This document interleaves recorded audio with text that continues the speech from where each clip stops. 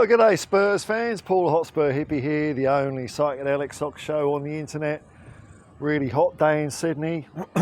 Done my dash in the office today. Been driving around thinking a bit. I watched the game, but I was just a bit buggered to do a watch along and all that sort of stuff. And also I got a bit of sleep after the game as well, which I can't usually do after a watch along because I'm usually like all fired up and full of entertainment.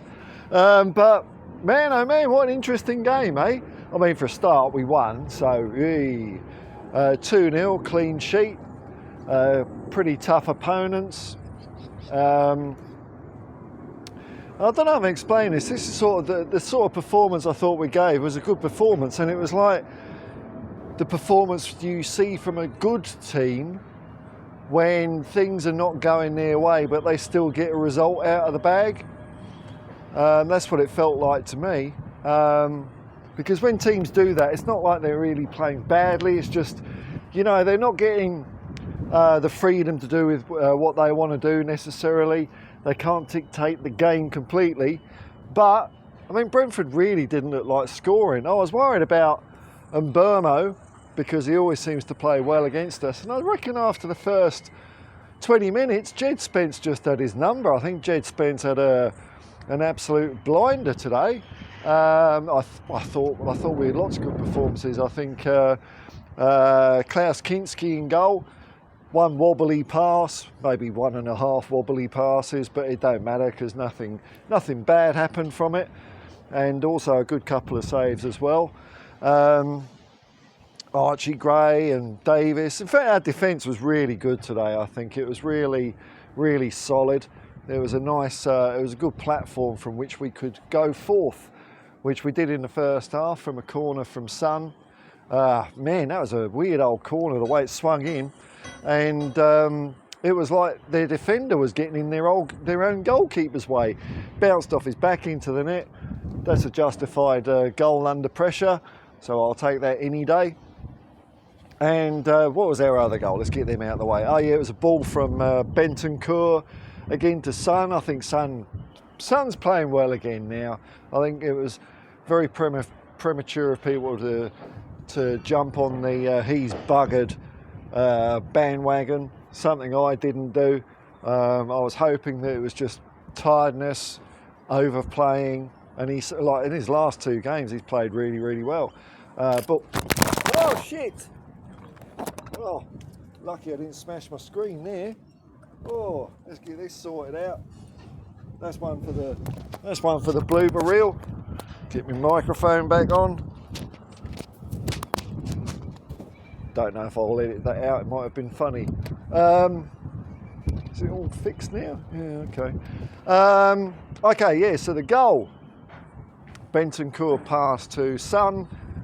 Son picked out Sarr beautifully, and what an extra little stride of pace Sarr put on. Sarr is looking to be a really resilient player for us at the moment. I can't remember him really being injured that much for the amount he runs around. He's one of these people that, like, if the way we are playing football is going to have some sort of attrition, I don't think Sarr's going to be a victim of it. He seems to be a very sturdy unit, very fast. Maybe his form's been a little bit up and down, but hey, you know, that brings me back to our performance overall. Like, we've had some really good performances this year, or this season. We've had some performances that have been shocking. We've had some performances that have been shocking, asterisk, but we're fucked because we've got no players. And just in the last couple of games, I'm seeing that turning around. Let's hope the wind doesn't catch me out here. I'm seeing that turn around. Maybe I had an optimistic feeling that the last game against Elfsborg, just turning that corner. And I'm getting the feeling today that we've passed the corner and we're going up the straight road downhill for a bit now. And so all those, I mean, I get accused of being delusional, saying we're going to win the quad, but I'd rather have that mindset than all the delusion and wailing and gnashing of teeth that I've seen recently saying that we're going to get relegated. That win pretty much puts us safe. Relegation was never on the cards. We were nowhere ever near it. And for people to say that, the so-called realistic fans out there, I think even to be talking about that is daft, you know. We were never in the thick of a relegation battle, and now we're out of it. But as for the rest of the year in the league goes, I'm not really fussed about it. One of the reasons I didn't do a watch along this morning is because I want to conserve all my energy and days off, which I'll probably do after the Liverpool game coming on Friday in Australia, 7 a.m. kickoff. So I'm going to miss rush hour anyway, and hopefully we'll win, and I can just party on all day. But that's where I'm lying at the moment. But I reckon that was a really good performance today. That's, like I say, it's the sort of performance you do when you're confident. You're confident, but it ain't going your way.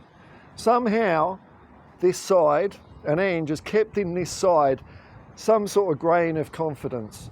I know it's been a bit wanting in some stage of the season when we had like 2 players available, but there's been enough of a kernel there of goodness, I think, to see us through this.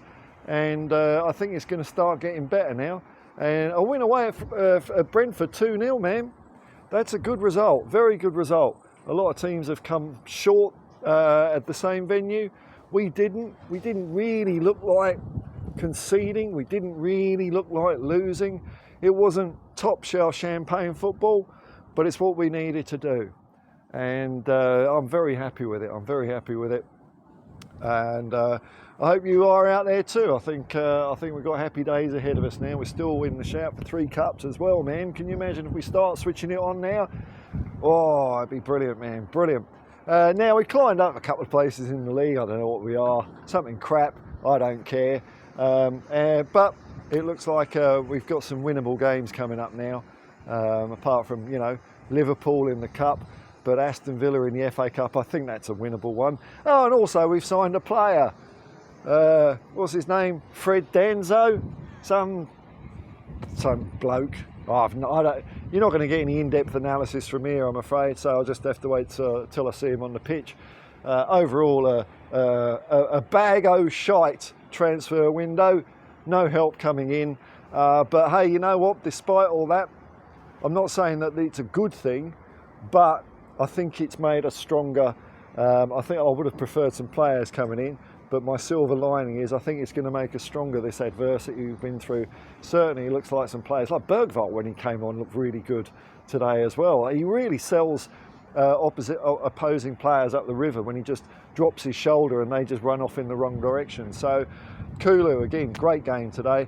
And it was really pleasing, you know, to see Dane Scarlett get some minutes on near the end of the pitch where Richarlison didn't know what you want me to come off, care? Or whatever Portuguese is for what, I don't know what that is. But that's pretty cool. Things are looking up, folks. Forget the naysayers, relegation's done. Let's see what they're going to be moaning about next. As far as I'm concerned, I don't give a shit. We won 2-0 away from home, 3 points in the bag. That's good enough for me. Good performance by the lads. Well done, Ange. Well done, Tottenham Hotspur. Peace and love, man, Ange. Come on, you Spurs.